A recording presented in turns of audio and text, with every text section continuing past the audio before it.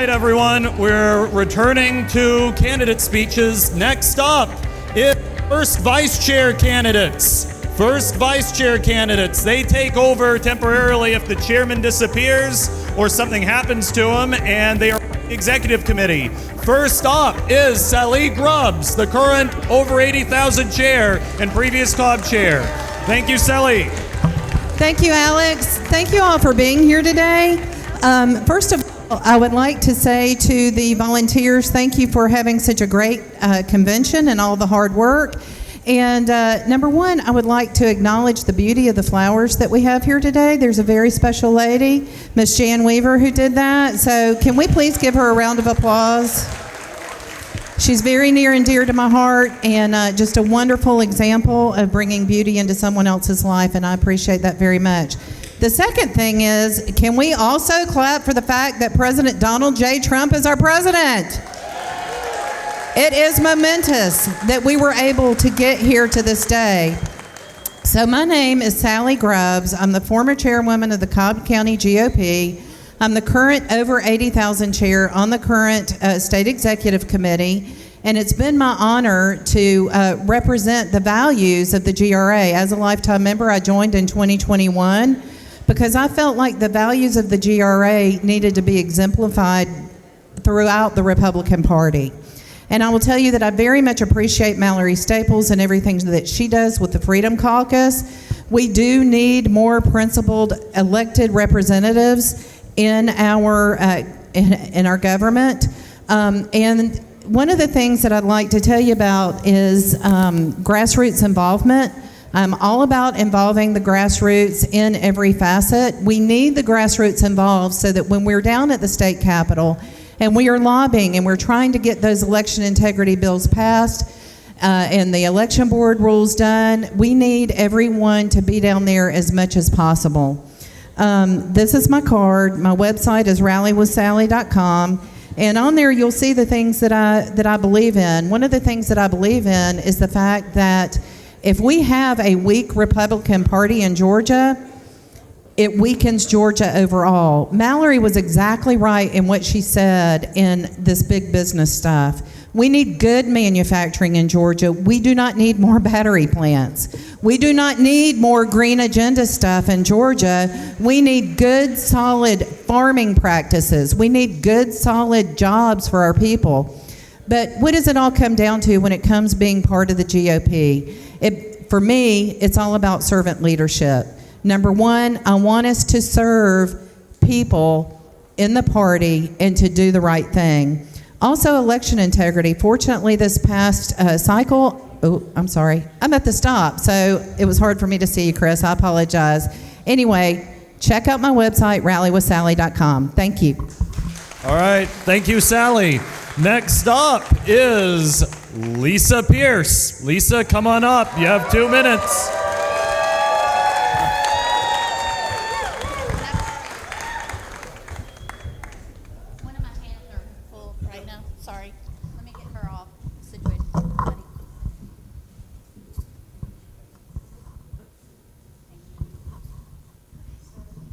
Hello, my name is Lisa Pierce. I'm the current Upson County chairwoman, and I'm running for first vice chair. I'm a Christian, a wife, a mother, a grandmother of 2 beautiful granddaughters and 1 grandson on the way. I've lived all over the state, including the state of Cherokee, or the county of Cherokee County. For 27 years, I worked in the healthcare industry, traveling all over the state, working in the big and small cities. So it gives me a unique perspective of the wants and needs of both the urban and rural communities. I'm running because we need people on the executive team who will support Trump's agenda. And what I mean by that is hand-marked, hand-counted paper ballots. And the only way that we can have a truly audible election and an audible vote is with those paper ballots and one-day voting. Also, I am the only one who lives in and represents an under 80 county. We support and we are the real grassroots of the party. For example, In Upson County, we wrote a resolution in January supporting Senator Colton Moore and asking for Speaker Burns to step down. You should ask the others running if they did the same. I also have proven leadership. Our number one job as a county chair is to increase members, but more importantly, to deliver the results in the ballot box. If you compare 2020 to 2024, we increased our Republican votes by 3%. That's what leadership looks like. Unlike the former Cobb County chair, who was one of the 20 counties that actually turned more blue. So I don't unify with people, I unify with principles. So much so, I walked away from a 6-figure income because I refused to take an experimental vaccine. I back up my words with actions. I'm sorry. We need real grassroots leaders. Thank you. Thank you very much, Lisa. All right, now if both candidates will take a seat up here on stage, we will go through a very brief question and answer. Unlike the chairman's race, I have 2 cards, and that's good because we're behind on time anyway, so this will make it quick. So first question is, if you are elected, what will you do to work with the chairman candidate, even if if whatever candidate you prefer, if you prefer one or the other, does not win? So please, starting with Sally and then Lisa. Go ahead. So I'm fully prepared to work with anyone who will work with me. The real enemy out there are the Democrats and the progressives who are ruining our state and our country. So I will do whatever is asked of me to be done because I'm accountable to you, the people, and that is my primary focus. Thank you. I will give the same answer. It doesn't matter who wins. I'm here to support you, we the people, and I'm here to support the chairman, whoever that is. All right, and starting with Lisa, what is your plan to eliminate the QR code and restore lawful elections in Georgia? Well, I always give this analogy. I'm a farmer, and I feel like how you get control of a bull is you put a ring through their nose and you pull them around, right? Well, right now, unfortunately, the Georgia GOP is being led around by the legislators, and we need to be the ones that puts the ring through the legislators' nose and start leading them.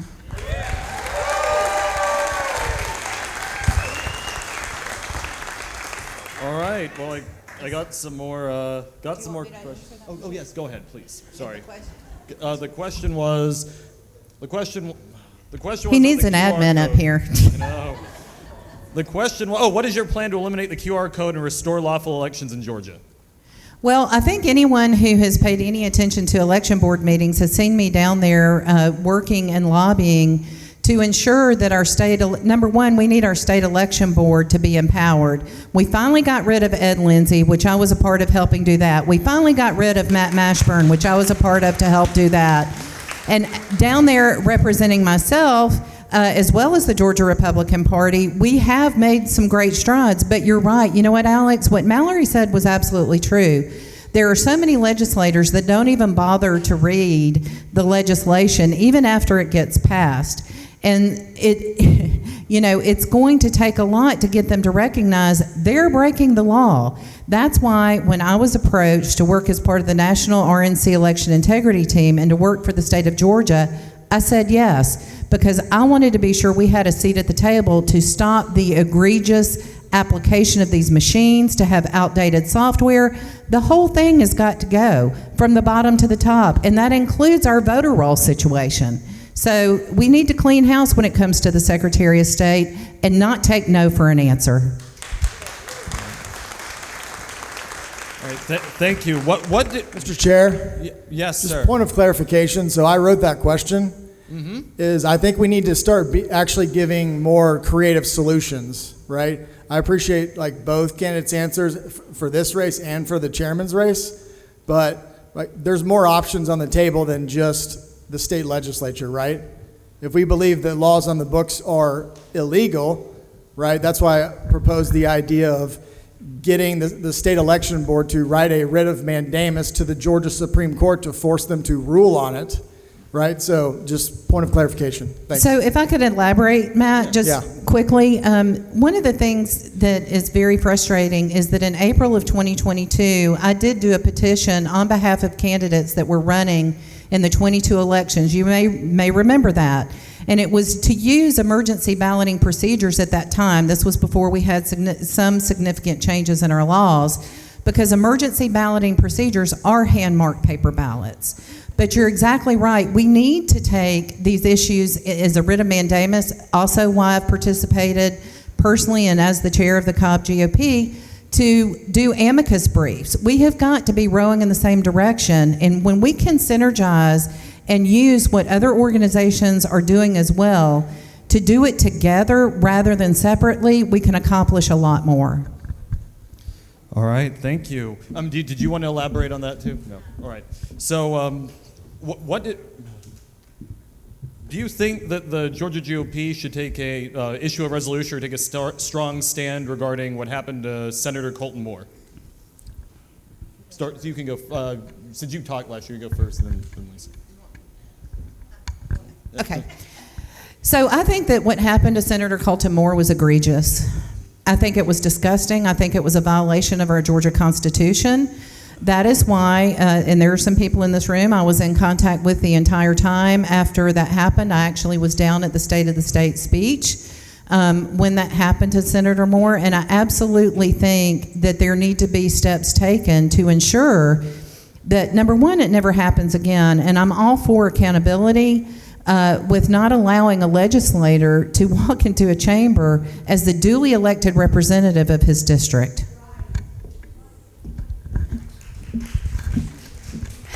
So, as a chair in a small county, we actually took the step to put forth a resolution to say that we were completely opposed at what happened to Colton Moore, and that Senator John Burns should be removed from the Speaker of the House and should be removed.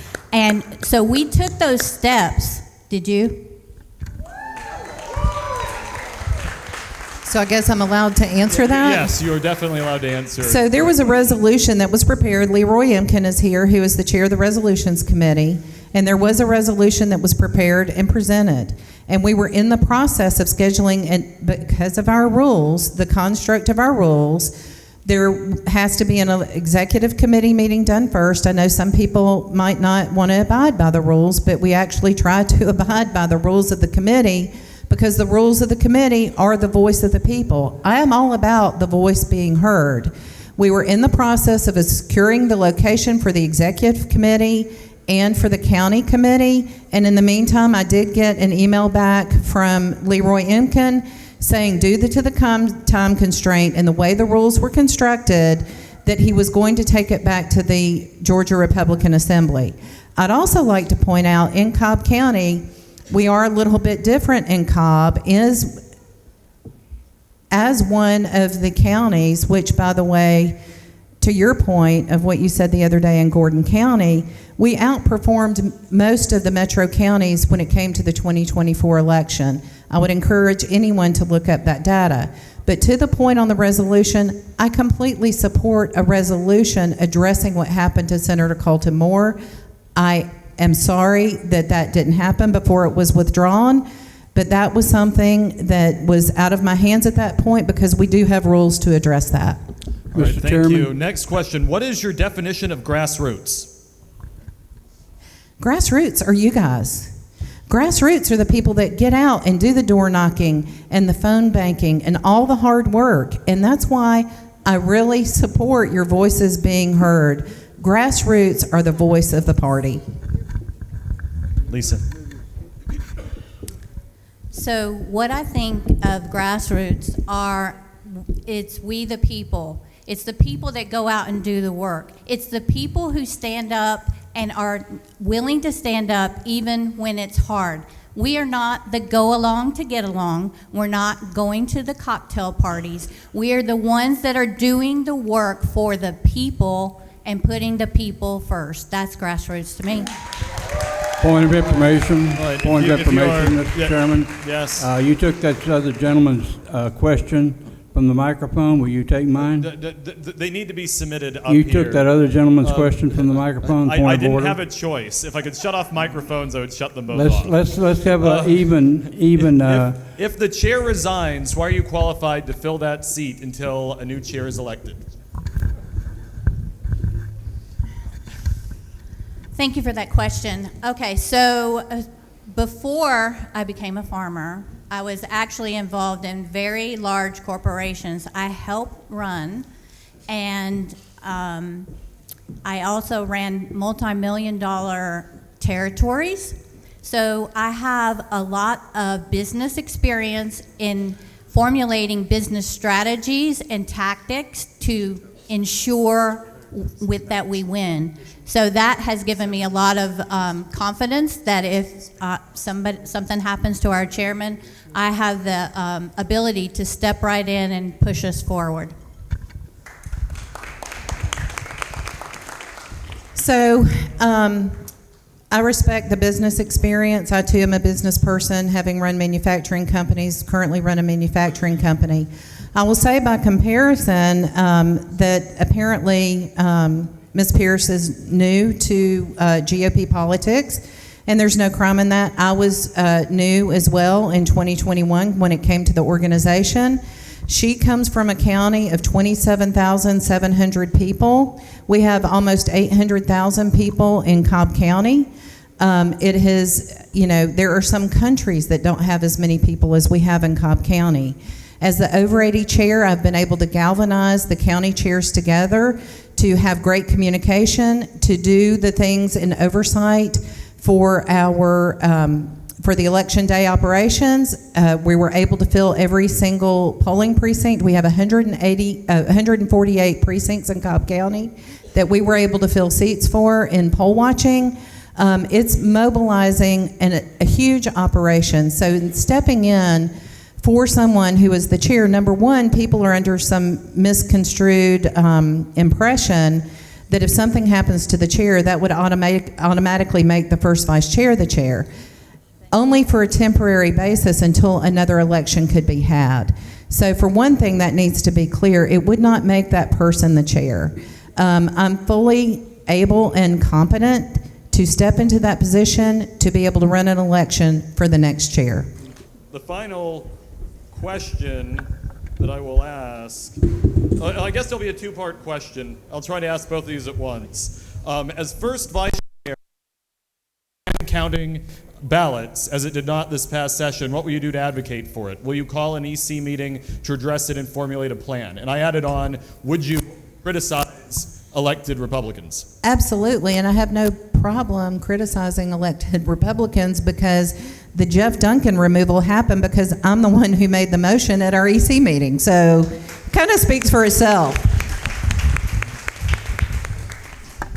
One more time, what's the question? All right, question again is, if as first vice chair, if the party doesn't ask for hand-counted ballots in races, as it did not this past session, what will you do to advocate for it? Will you call an EC meeting to address it and formulate a plan? And as an additional thing, would you criticize elected Republican officials? First of all, we should actually have that in our legislative points before we start the legislative session.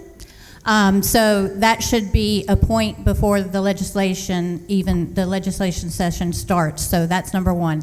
And number two, if you all know me, you know that I have been a big advocate, yes, in my own county, my little small county, of getting rid of our chairman of the Board of Commissioners, who was a rhino, who was not acting like a Republican. I speak to all of our commissioners and all the people who, quote unquote, come in as a Republican, that if you don't act like one, we will recall you. I'm not waiting till the next primary, okay? I'm going to recall you, all right? So I have no problem speaking out against Republicans who don't act that way. And to your point about I come from a small county and I don't know how to bring people together, I work for multi-million-dollar corporations. I formed teams. I was able to be very successful. So I don't just stay in my little small county before that, being a farmer, which is what I do now. So I know how to form teams, and I know how to get them excited and move them forward to a strategic goal. Thank you. All right. Well, those are all the questions we have time for now. So again, these people are running statewide races, so please give them both a round of applause for being here today. All right. So we have results from the first vice chair race. We have eight spoiled ballots, 6 no endorsement, 47 for Sally Grubbs, 1 for Alice Olenek, 74 for Lisa Pierce. That would take 86 votes for 2/3 by my count. So nobody has the 2/3 necessary for endorsement.